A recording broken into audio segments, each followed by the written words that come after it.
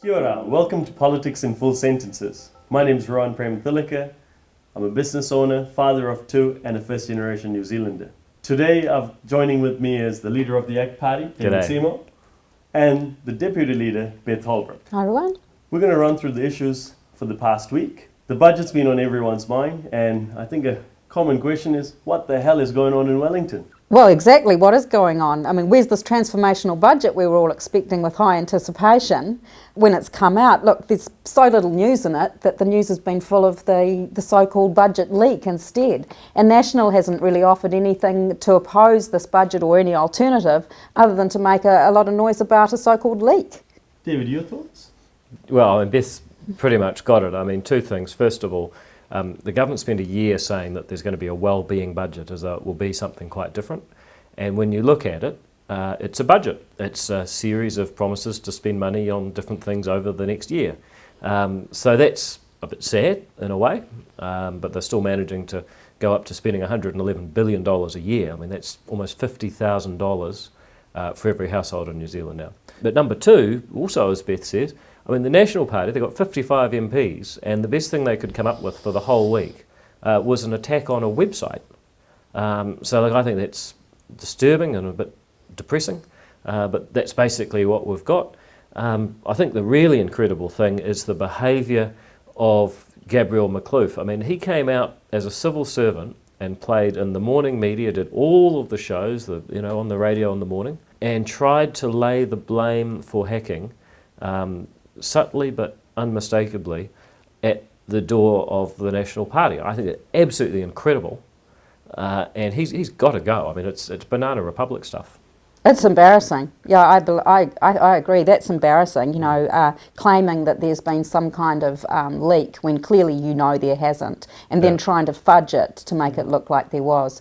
But the fact that the National Party didn't come up with any alternative budget, they didn't really come up with any other proposals, makes you wonder, well, where are they? This is a government supposedly for 2020, if that's the way they see themselves. Look, so where's the alternative that they're offering? I absolutely agree with both of you. One of the concerns for me as a taxpayer is that it's been a show as opposed to real detail. What does it mean for the taxpayer, the hardworking Kiwi? How are we going to get ahead? All I'm hearing is there's, I guess, a well-being budget that's supposed to make us all feel better, and frankly, there's nothing in there that's appealing to me. Hence, what are your thoughts on it? Well, look, I mean, it's all very well for us to sit here and say they're all hopeless, but the question is, what would ACT do? Well, it's pretty simple. First of all, would cut taxes. I mean, you've got 11 billion of extra spending. Well, if you cut that out, you could have carried on as we were and had a top tax rate of 25 cents in the dollar.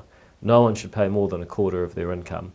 Imagine the signal that sends in terms of, no, you don't go along to the government if you want more money. If you go and work and earn, you can keep more of what you earn. So that's the first thing. Secondly, more innovative, and I hope we get to talk about what Jacinda said about charter soon, more innovative education policy. The kinds of things ACT's done, like charter schools. How do you use the money smarter to get the real goal, which is not spending money, but better outcomes for New Zealanders? Yeah, thank you, David. Look, that's another interesting one. It's all been sort of show pony politics, and I guess is this a blunder? I mean, Jacinda's admission that basically said there, how can, if it happened in the private sector where you've got one company essentially donating loads of money and they make decisions just because the highest backer told them to do so. How would that go down? We've heard something, it's extraordinary what we heard this week. Just earlier this week, we heard from Jacinda Ardern say that because the teacher unions didn't like national standards, they stopped them. Because the teacher unions didn't like charter schools, they stopped them. This is an extraordinary admission of the power and influence that the trade unions have. I think people need to see this video because it actually needs to be seen to be believed. Check it out. The unions were also worried about national standards. They campaigned on that, so we got rid of them. They were worried about charter schools, so we got rid of that. It is absolutely extraordinary. And look, I think one of the biggest concerns for me is we're in a democratic society where people's opinions I mean, as taxpayers, I assume we pay, lots of money for these reports that actually check the feasibility of the charter schools. Do they work? I mean, I know you've shared a lot of information about we had an official. I mean, when I was in charge of them, we commissioned a study by Martin Jenkins, and they said these schools are innovative. These schools are engaging kids. These schools are predominantly helping kids from Māori and Pacific backgrounds who aren't doing very well. Someone said on Twitter the other day, this is the most innovative social policy to help disadvantaged New Zealanders in a generation. And I've always been a big advocate, but I read that tweet and I thought, it's actually true. And ACT did that. Yeah. Unfortunately, they're gone. And I'm not sort of surprised that Labor have got rid of it because their union backers don't like schools that don't have union contracts. What I'm astonished by is the fact that Jacinda Ardern's just openly admitting it. Yeah.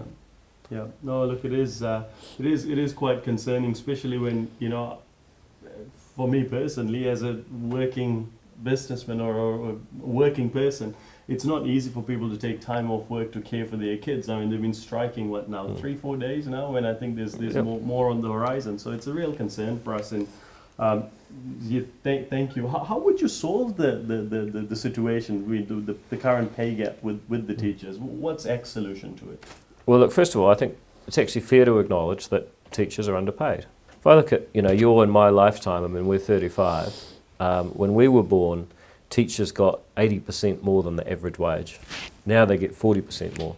And if you said to kids, your wages are going to go down 40% compared with everyone else over the course of your career, kids wouldn't do it. Yeah. So there is an injustice there. And we do need to stop wasting so much money and actually pay teachers better. But you've got to talk about their union contracts too. Touching on the teachers' strikes, Beth, what's your take on it?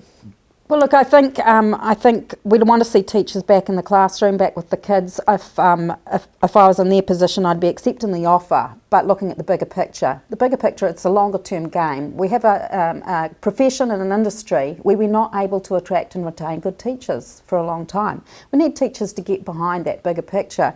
We need more engaging teachers. And, one of the things that ACT would have done and would have provided in a budget is more money to pay good teachers. Now, there's a lot of criticism around or a lot of questions asked around how do you measure a good teacher? You can't pay for performance based on testing, or the teachers will just teach the test. But that's such a very narrow measure when there's so many ways that a teacher could be assessed on their performance other than just test scores. If you've been on a board of trustees of a school and you've interviewed teachers, sometimes that you're looking for a teacher who's going to improve truancy rates in your school, is going to ensure that those kids come back and repeat the years or carry on to further education in year 12 and 13. A board of trustees can set a number of KPIs, any KPIs that they consider important for their school. That is how you measure good performance of a teacher. It's not just on test scores. So I reject this idea that you can't measure a good teacher. You absolutely can. Parents can measure good teachers, kids can measure good teachers, and most of all, Board of Trustees and principals know how to measure a good teacher. I've had this example said to me earlier where, if you take a principal out of a school, you set them up for a private school and said, you've got a certain budget, you've got to take the best teachers I guarantee that the principal will know which teachers to employ. And I guess, look, from a simple economics point of view, monopolies never lead to better outcomes for the consumer. And in this case, us as the taxpayer, I genuinely feel that we're being shortchanged. Yeah, and look, if people have the stomach for it, they should jump on Twitter. Have a look at my tweet of my article recommending that teachers be put on individual employment agreements with their pay decided by principals. Have a look at the reaction, the fear and loathing and bile, much of it from teachers. Yeah. It's incredible. They're so entitled, number one. They don't think that other people should have a view about how education works. They're so vicious and nasty, number two. And number three, they're so terrified of the idea that they're going to be somehow judged by others for their performance. And finally, they're just so unworldly. I mean, they actually, it hasn't occurred to them that the rest of the economy has individual employment agreements where managers take into account, are you a team player? Do you help your colleagues? Do you have better job offers elsewhere? A physics teacher's got better job offers than a PE teacher. Are you actually getting results with the kids in front of you? Did you have more difficult to teach kids or easier to teach? I mean, in any other sector, the principal would take into account all of those things. And you read the response to that article on Twitter, and it's like these people, their heads exploding. And it makes me even more convinced that we've got to break this union monopoly, and we've got to have individual employment agreements, get rid of the bad teachers and reward the good ones properly. $100,000 is what a good teacher should be getting, and under our policy they would. David, I think I love the energy and the enthusiasm. I can see why you were the Undersecretary for Overseeing Education. And you've learned so much. For me, it's really hard when I've got my own personal friends that I've gone to uni with who are teachers now, effectively having the same argument and completely just dismiss the idea of charter schools, dismiss the idea of that they think that it's good to have a monopoly in education. For me, a monopoly in anything's not a great result. Yep. Look, I get where sometimes the teachers are coming from, but I guess if you were to apply it to a private sector bit, if you can't trust your CEO, who do you trust for the direction of the company? Well, that's right. Look, the principals of the school, as you mentioned before, they do know how to measure a good teacher. They know what they want to achieve for that school. Give them some credit. Yeah. Give the parent trustees some credit as well. There's a bit of fear there. I mean, I know in my own children at school learn about the growth mindset. Shouldn't the teachers apply the same principle in this case? So we've spoken about the budget, or the budget leak, more so in the mainstream media. Jacinda's shock admission. Not so shocking. The teachers' strikes. Now, David, Beth, what's the biggest fail of the past week? of the term of this current electoral term, I'd say it has to be the KiwiBuild. Yeah, it's sort of like a repeat winner, like a perennial favourite in the fail of the week. But I think what's happened this week though is that KiwiBuild has, well, Phil Twyford at least, has actually abandoned all of the KiwiBuild targets. So they've actually given up. Even promising that their own policy will perform. It's quite extraordinary. So we've gone from 10,000 houses to how many? What did they end up making? Look, it's very difficult to tell, but I read somewhere 300 of? Yeah, and it's not even clear if they were houses that were responsible, that KiwiBuild was responsible for, or houses that were being built anyway that they decided to claim the rights to. But look, I think fundamentally we got a shortage of sections, not a shortage of houses, and a government home building policy may have suited Labor's folklore of what Labor did in the 1930s, but it wasn't actually relevant to 2017 or 18 or 19 when we're not short of people building houses, we're short of sections to actually build on. Anyway, big fail. No, we've got to look forward to the future. What is the one big policy idea for a better tomorrow? Who wants to go first? Well, look, this week I get to choose one just because I wrote the run sheet. Look, this week I want to talk about something ACT's talked about for a long time, and I know Beth will back me up on this, I hope. And it's about revenue for councils and the incentives councils have to consent things.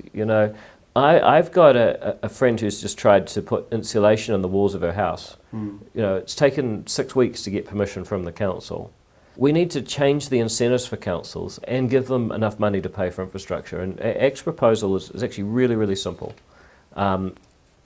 If a council gives resource or building consent for a building, they get half the GST on that construction activity. So you imagine a council consenting a $400,000 house. Well, they're going to get 7.5% of that, or $30,000 back from the central government for doing it. Now, I've watched councils. The only time that they really are responsive is when they're issuing a parking ticket. Why? Because they're getting revenue. If they knew they'd get revenue for issuing a building consent, I guarantee you they'd have your building consented in no time whatsoever. And so we actually lead to better efficiencies. Well, it changes their incentives from saying no to saying how can we say yes, and it also means that they do have money because I'm sure Beth will tell you that councils genuinely are short of revenue. If your only way of raising revenue is to put rates on your existing constituents, well, you're not going to be pro-development. No. I like it. I like it particularly Good. because this is something that I come across on a weekly basis. You know, the stories I hear not only of the costs of applying for consent and building, you know, whether they be resource consents or building consents or any of the fees and charges that council put on their services, which are supposedly a user pays thing. It's the length of time they're taking to process these things. So this incentive lever is key. It's key. So not only is it great, is that there is a source of revenue there for them in the form of getting half the GST back.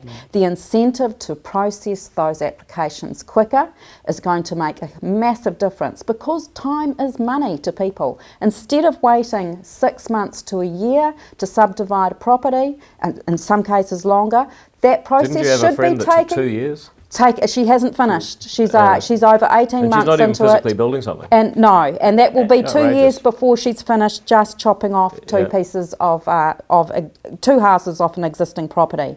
So the length of time is money as well, and so shortening up that length of time, putting that incentive in place to process those applications efficiently and quickly, so that you get the revenue is absolute key to this policy, and I think it's a no-brainer. And Beth, I assume you'd know what you're talking about given your current role. For the viewers that don't know, Beth, your current involvement at a council level, if you wouldn't mind just clarifying. Well, I currently chair the Rodney Local Board of Auckland Council, and so these are the types of complaints that I'm dealing with in a constituent clinic, you know, on a regular basis. People coming to me and saying, opening their folders full of paperwork and their ring binders of 2 years worth of correspondence with the council And your own over friend some it's taken simple over 2 years. exactly Yeah. over some simple building consent. I just really admire New Zealanders that like still build shit at all. Like, I mean, you know, it's amazing that you'd think that people just give up, but anyway, Yeah. you got to love the human spirit. Thank you, Beth. Looking forward to the week in politics. What's to come? What's the exciting things to come out of? Well, the I think this Wellington? Gabriel McClough, let's full cards on the table. I hate the guy. He's a classic pommy social democrat. He has destroyed Treasury. You know, the Treasury are literally talking about their moon feelings now and sun feelings in workshops. This all came out a couple of weeks ago.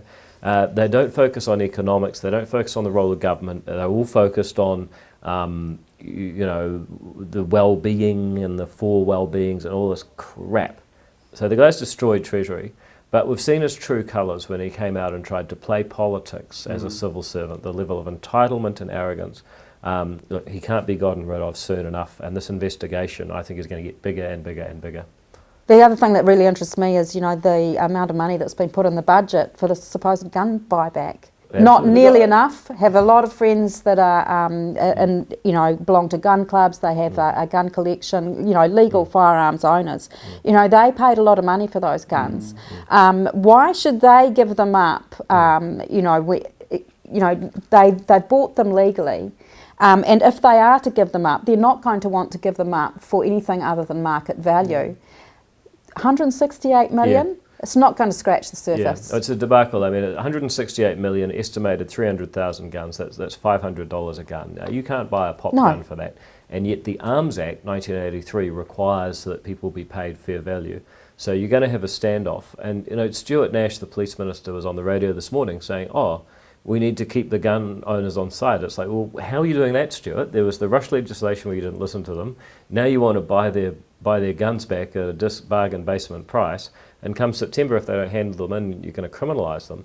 The net effect of this is going to be more illegal weapons out in public on the black market, and we are going to be actually less safe than we were on March 15 before the government went on this crazy rant of political theatre.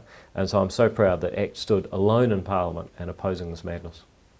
David, I mean, I've had a number of people contact me about this Rush legislation.